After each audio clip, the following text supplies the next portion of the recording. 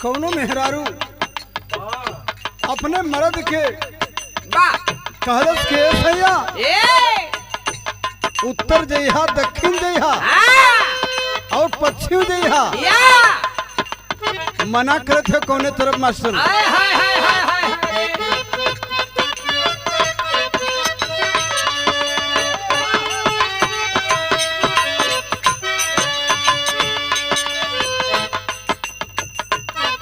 जइहा न पुरबावा बलमुआ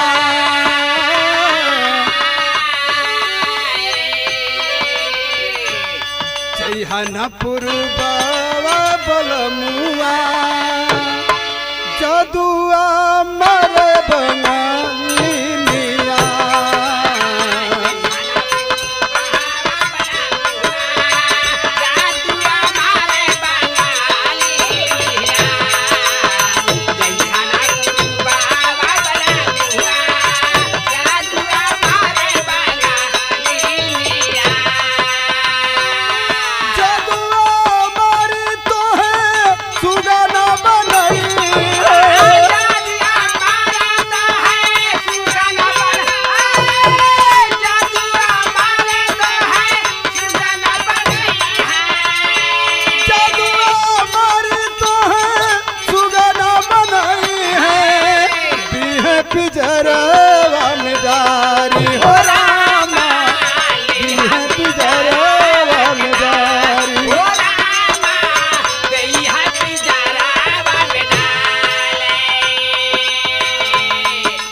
के नयाई बियाहवा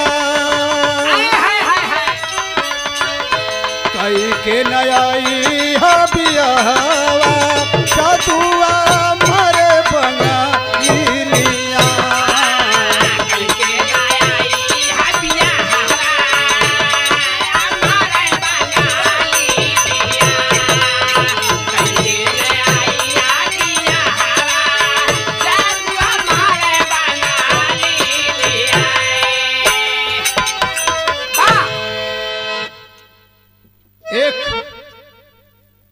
चार लाइन हमारे कवि जी दर्दनाक कहानी बिरहा लिखलन और ये नई नई घटना एक महीना पहले एक पेड़ में हुआ था और उसके पहले एक महीना बेसंधरी में हुआ था और एक घटना बाबूजी और हो गया श्राद्धांजलि के रूप में मैं संदेश भेज रहा हूं। बहुत दुखद की बात है, आशा नहीं पूर्ण रूप से विश्वास बा कि हमारे अत्याचारियों को जरूर कुछ न कुछ सजा मिलेगी। चार लाइन कवि जी भूमिका लिखलन स्वर के साथ। कैसे मास्टर? अरे वाह!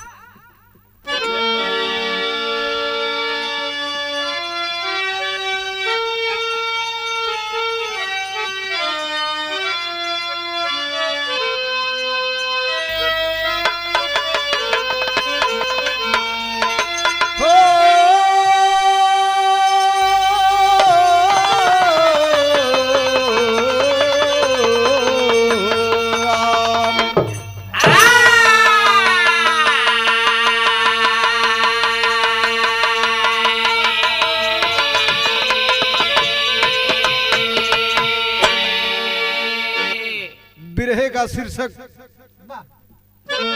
संतोष भारती हत्याकांड।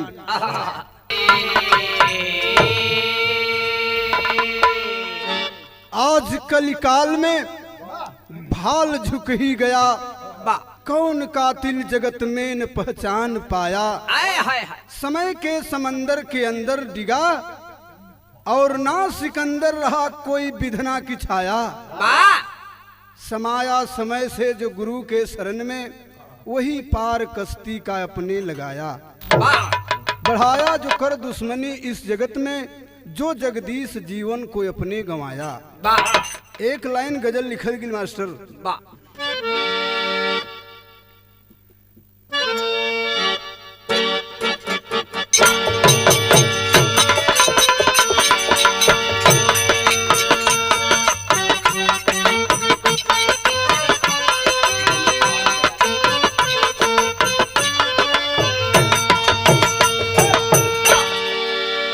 यही लाइन है, वाह शीशे के है दरवाजा,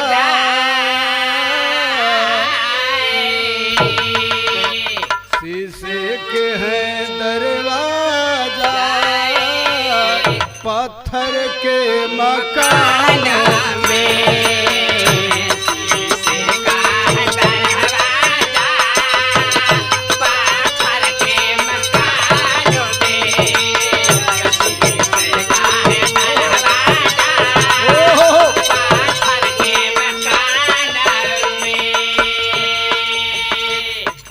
तर्ज रहा। कवि जी कितनी सुंदर लाइन हमारे बिरहे के अंदर में लिखलन।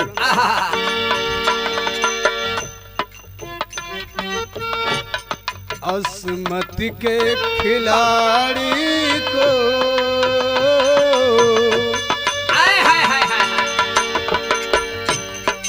अस्मत के खिलाड़ी को कभी भूल नहीं जाना, अस्मत के खिलाड़ी को कभी भूल नहीं जाना, अस्मत के खिलाड़ी को कहीं भूला नहीं जाना है।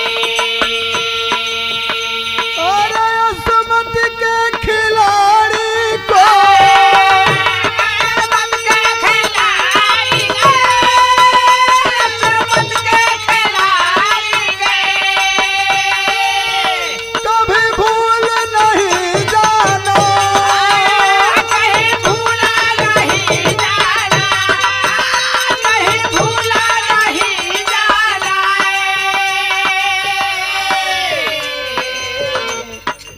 जान नहीं पाया,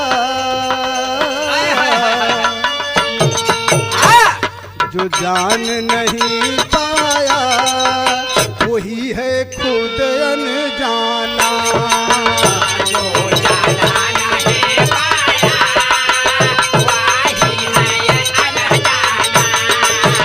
जो जाना नहीं पाया वही है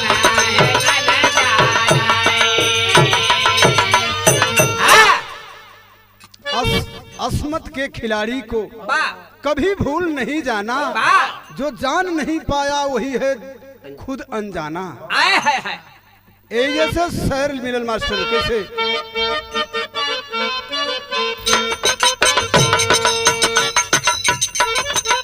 जिला एक सोनभद्र में घोरावल थाना है,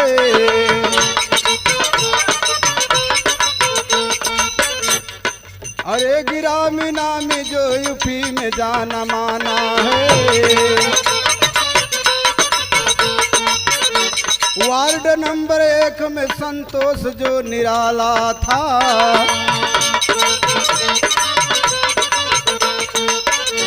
पिता थे रामनाथ जो बेटे को पाला था,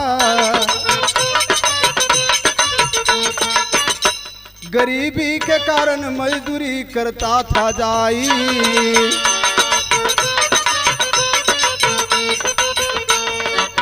वही ललन के मिठू ने दुश्मनी पाई, गए पिकअप से अनाज उतरवाना है, समझ न पाया लाल आखिर परवाना है।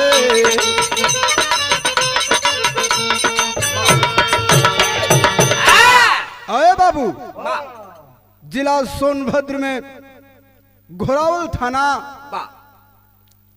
बड़ा नामी जाना बा, यूपी में बड़ा उसकर जान पहचान अच्छी हो। अरे वाह लेकिन हमारे घोरावल सोनभद्र में हर एक महीना कांड होत बा। आए हाय हाय 1.5 महीना पहले एक बसंधरी गांव है, वहां कांड हुई थी, और उसके बगल में पेढ़े गांव में कांड हुआ था। एक मासूम बच्चे की किडनैप करके हत्या की कर गई और उसको लाश दबावल गिल पथरा में बांध के, और उसी के दरमियान 1 महीने बाद घोरावल के ही रहने वाले वार्ड नंबर 1 में मारने वाले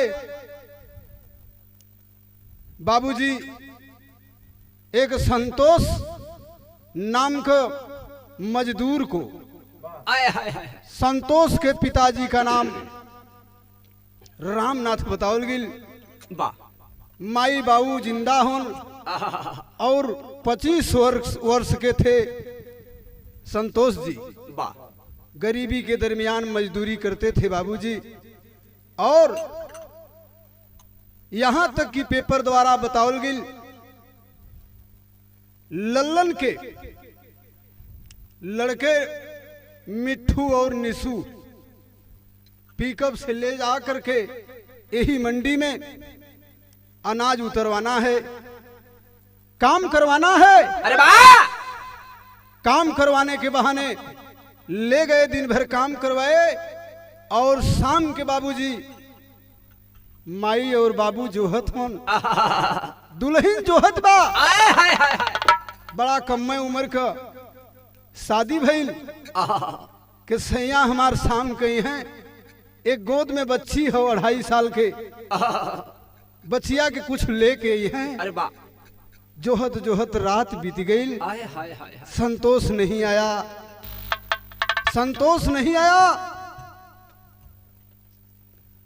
और संतोष के भइल का मास्टर एक लाइन गीत देवल गिल बिरहा में,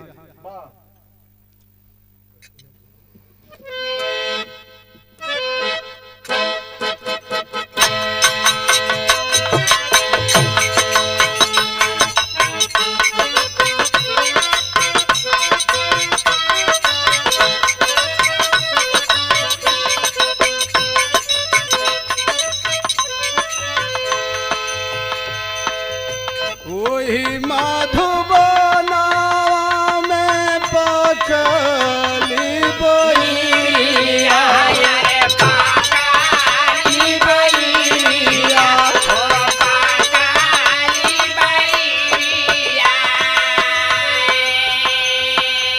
राधा तोर डरिया ओ नाई रे सवारिया,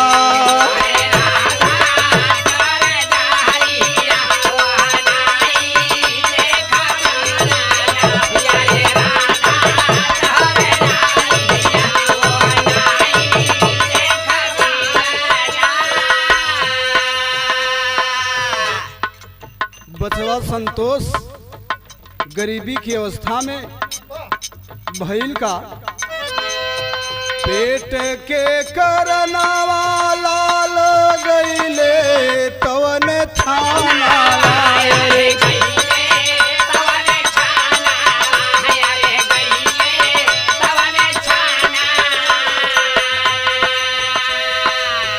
अब 29 मार्च 23 आशा गुनावाए बाबू,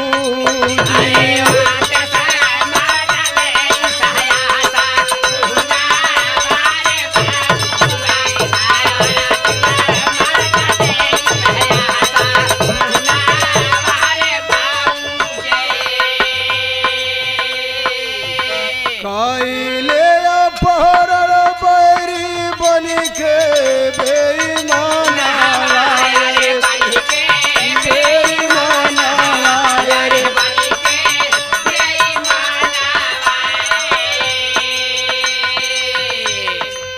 करी हो बरावा के सिवा नवाए बाबू,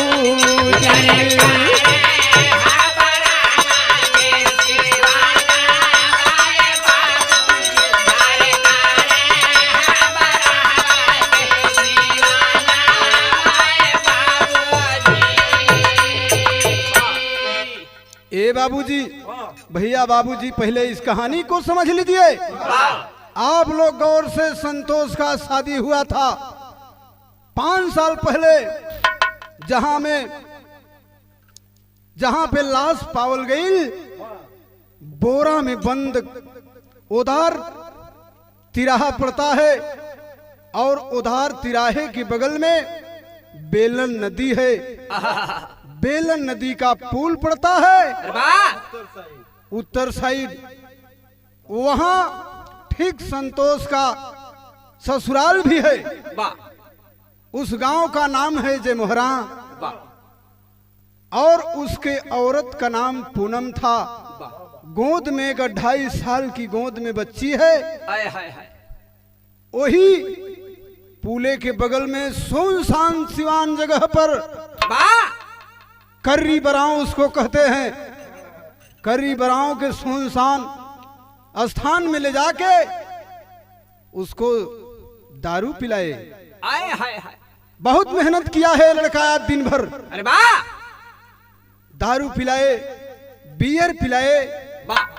बियर पिलाने के बाद जब नशा में हो जाता है, नशा में जब हो गल भैया तो ओकर भैल का मास्टर एक लाइन तार्ज मिलल।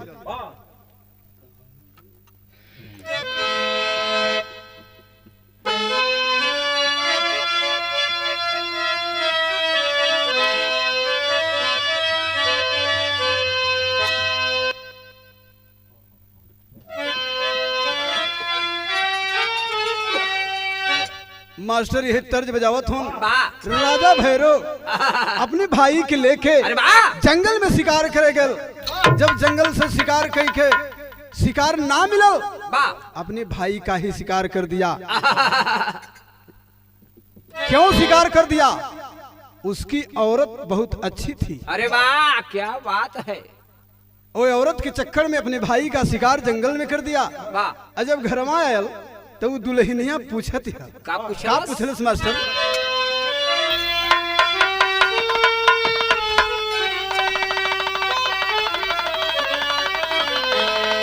अरे कहवाई मारे कहवा गिरवल राजा भैरो। अरे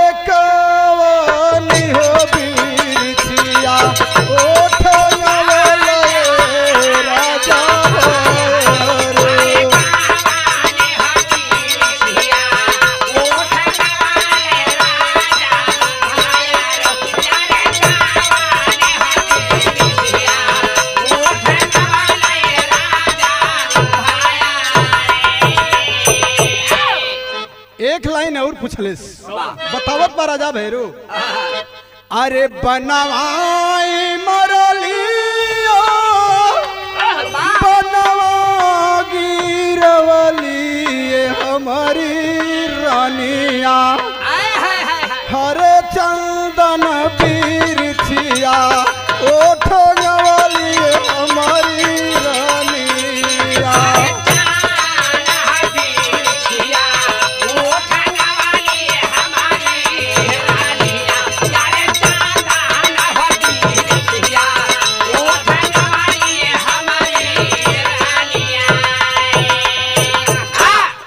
तर्ज रहो बिरहम बड़ा दर्दनाक भाव लिखल गई। कैसे मास्टर?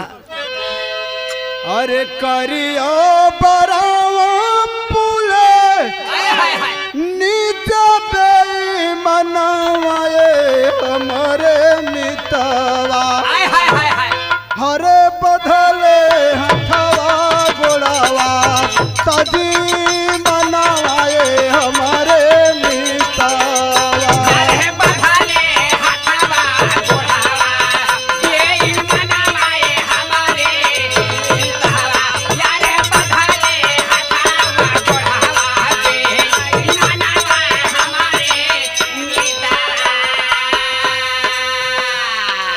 पुलिया के पास में सुनसान जगह हाथ गोड़ बांध दिहले। तनी सा भी रहम नहीं आई बाबूजी। और भैल का मुस्लिम साथ मिठू निसू कैले लनवाए हमारे मितवा। अरे अब ना बचबा बनी के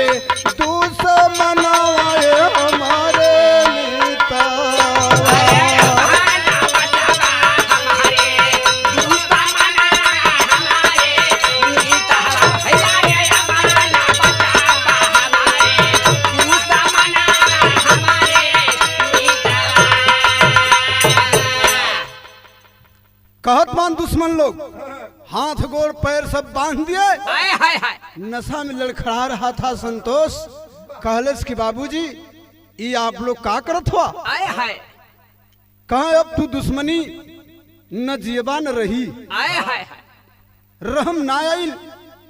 बांध दिहलन। पैर बंधने के बाद वो लड़का रोए रोए एक ठे बात कहलिस मास्टर। हाय हाय हाय एक ठे तर्ज लगल।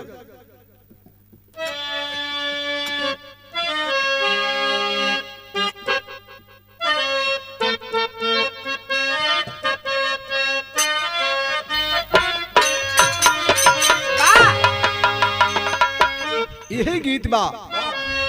पिया परदेस गईले तार लागे टोपिया में, पिया परदेस गइले तार लागल टोपिया में, पिया परदेस गइले तार लागल टोपिया में। तार लागे टोपिया, तार लागे टोपिया, सितार लागे टोपिया में।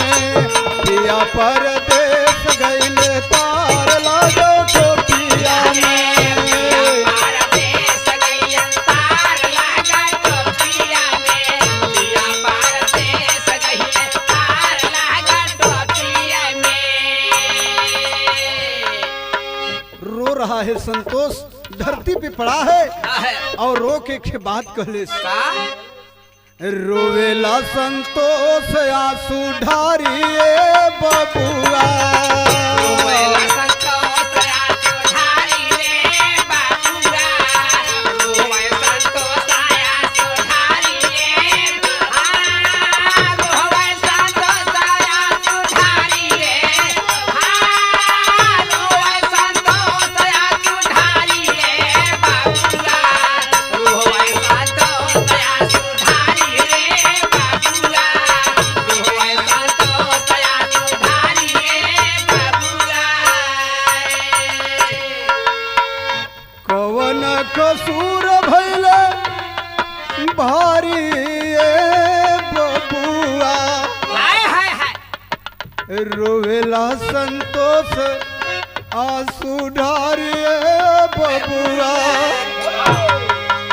कहे लागे दुश्मन तोरा, कहे लागे दुश्मन तोरा निगाह बाटे कच्चा। दुश्मन तोरा निगाह बाटे काचा, काहे लागल दुश्मन तोरा निगाह बाटे काचा रे। हमनी के साथे में बनावल चाहे बच्चा। साथे में बनावल चाहे बाटा, हमनी के साथे में बनावल चाहे बाटा रे। माफ कर दा गलती बिसारिए बबुआ, बिसारिए बबुआ। रोएला संतोष आंसू ढारिए बबुआ। संतोष आंसू ढारी रे बाबूरा, रोवे संतोष आंसू ढारी रे।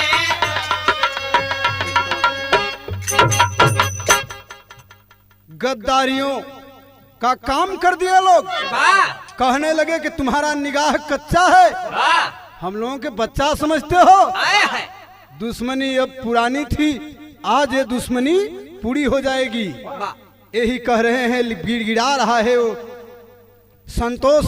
आए है नौजवान युवक था,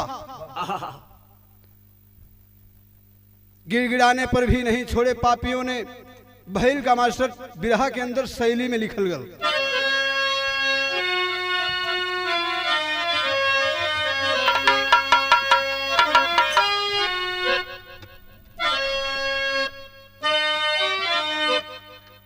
बचाई आए हाय हाय हाय बचाई का कोई थाती जग में। अरे वाह अरे बचाई का कोई थाती हो, बचाई वाह का कोई थाती जग में। हाँ अपने आप उगल के आ जाई सच्चाई, अरे सच्चाई, अरे सच्चाई।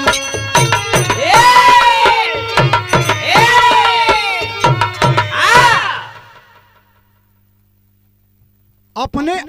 उगल के आ जाई सच्चाई, बताई का कोई थाती जग में।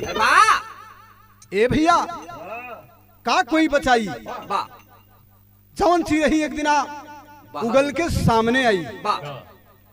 बिरहा में एक लाइन गीत मिलल मास्टर।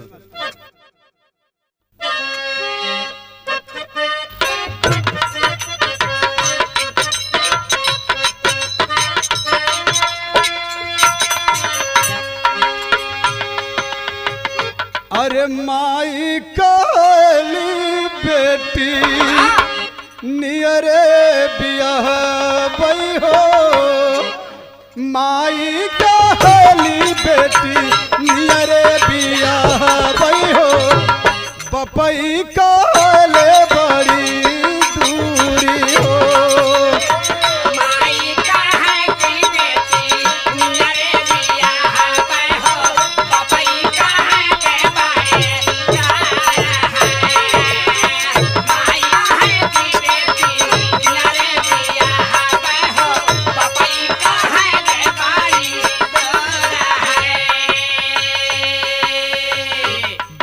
बिरहा में भाव मिलल।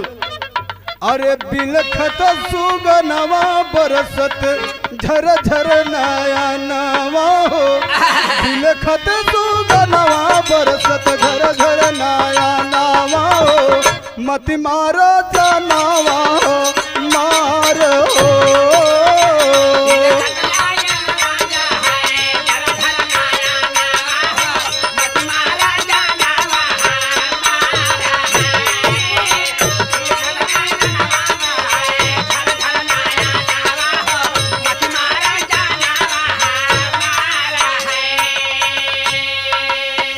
अरे घरवा जो तो हुई है माई माया नावा हो, घरवा जो तो हुई है माई माया नावा हो, गोदी के कुमारिया मार हो।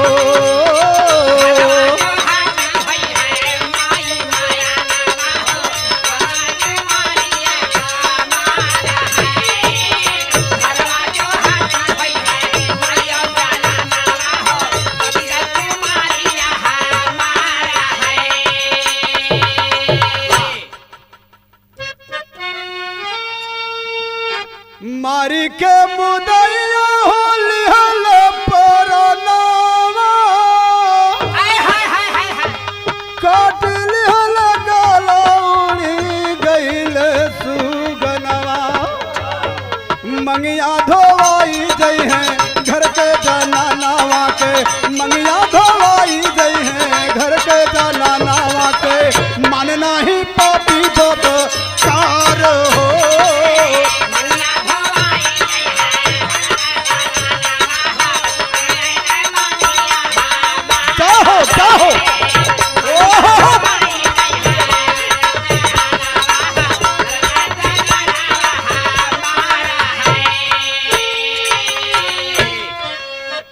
रो रहा है, गिड़गिड़ा रहा है, कह रहा है कि बाबूजी हमारी माता हमरे बिना गईले भोजन नहीं करे, और एक हमार लड़की बा, मेहरारू भी दयालु हो, लड़कियां हमार जोहत हुई कि पापा कुछ लेके आई हैं, बिस्कुट लेके आई हैं या मिठाई लेके आई हैं, लेकिन मार के मुदई लोग और प्राण ली लेलन। वही जो दारू वाला बोतल था, वही दारू वाले बोतल से नटई दबा दिए हाथ से, और वही गला के फोड़ के बोतल शीशे के धार से बाबूजी गला को रेत दिए। यहाँ तक कि घटना दुखद की भावना मिलल कि आधा नटइये रेत गई रहे। जौने समय प्राण छटपटाए लगल।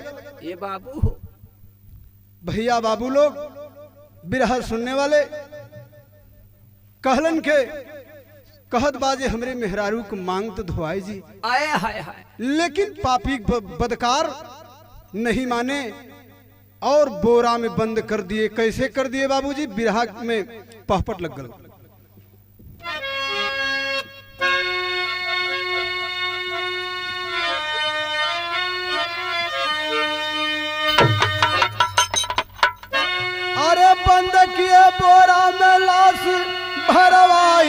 तीनों कातिल हो। और बोरा में बंद किया लाश भरवाई तीनों कातिल हो। और पुलिया के नीचे दिहले फेंकवाई तीनों कातिल हो। पुलिया के नीचे दिहले फेंकवाई तीनों कातिल हो। पुलिया के नीचे दिहले पुलिया के नीचे दिहले फेंकवाई तीनों कातिल हो। पुलिया के नीचे दिहले फेंकवाई तीनों कातिल हो। पुलिया के नीचे दिहले फेंकवाई तीनों कातिल हो।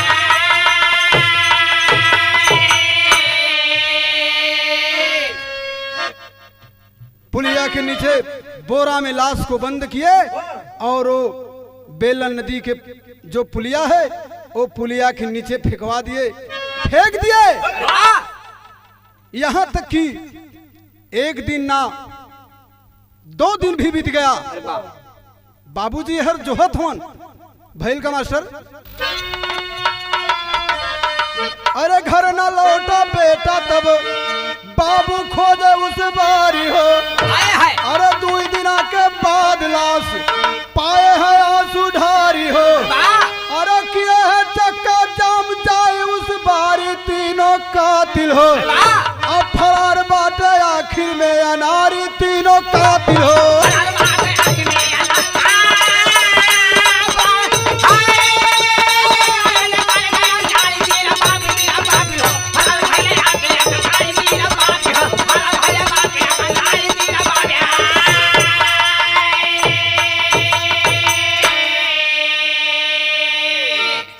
जोहत होन बाबू 2 दिन बीत गल। 2 दिन के बाद मालूम चलल लाश पाए, आंसू झर झर झर झर बहे लगल कि हाय हाय हाय हाय, कलेजा बिहर उठल, बुढ़ौती के रोशनी रहल। आज लड़का हमारी कैसे हो गल। वहां पर प्रशासन लोग जुटल और गांव घर दुखित आत्मा से देख रहे हैं। सब कल कलेजा कांप उठल बाबूजी। वही पुलिया पर जहां तक कि चक्का जाम कर देवल गई घोरावल से और ओदार तक, जब चक्का जाम कर देवल गई वहां तक कि प्रशासन भी पहुंचल, मीडिया के लोग, और सुनवाई में थोड़ा कमजोरी पड़ गई। लेकिन भैल का आलम प्रमाण देवल गई।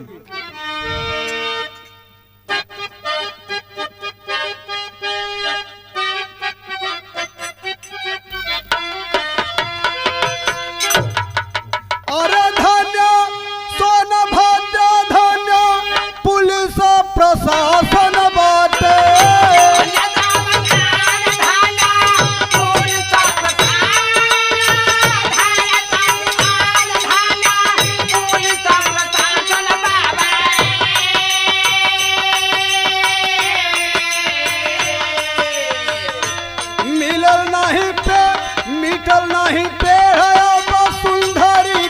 सोनभद्र धन्य पुलिस प्रशासन। अरे वाह, मिटल नहीं पेड़ है वसुंधरी के नाव।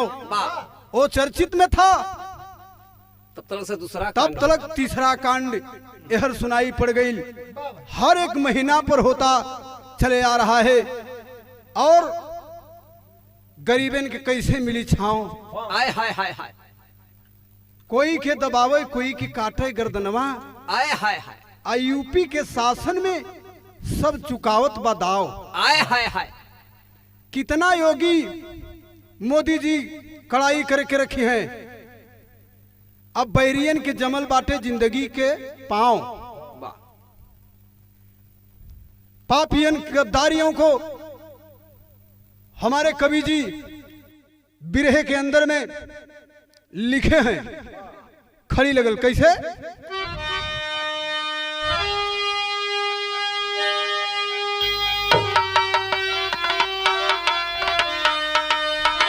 और जब तक कातिल पैहानाम सदैया हिंद में, तब तक मिटिया न दुख दैया भैया हिंद में।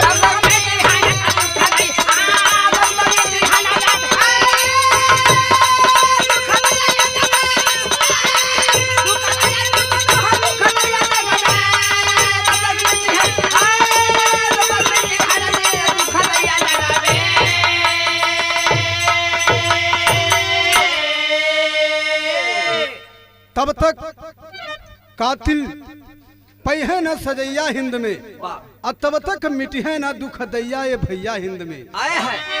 सरेआम कोर्ट के आदेश होवे जारी, आ यूपी से मिटा जाते सदा अत्याचारी।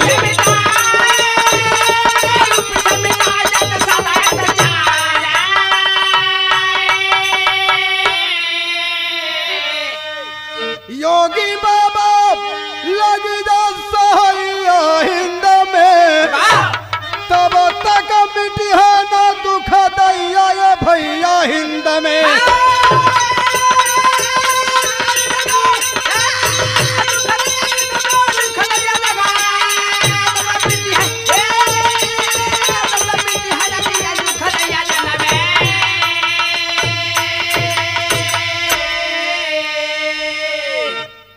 सरेआम कोर्ट के आदेश हुए जारी के ऐसे बैरियों को, अत्याचारियों को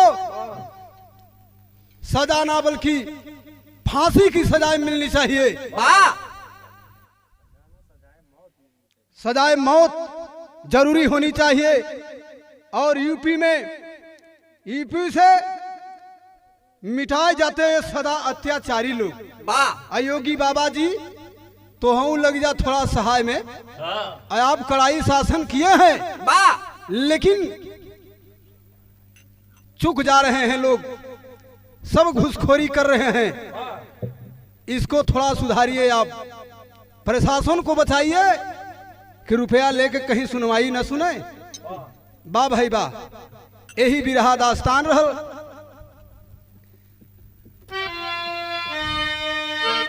गुरु बिहारी गुरु गणेश रामलाल पदबावन, कवि चंद्रिका जगदीश के नैना भैले सावन।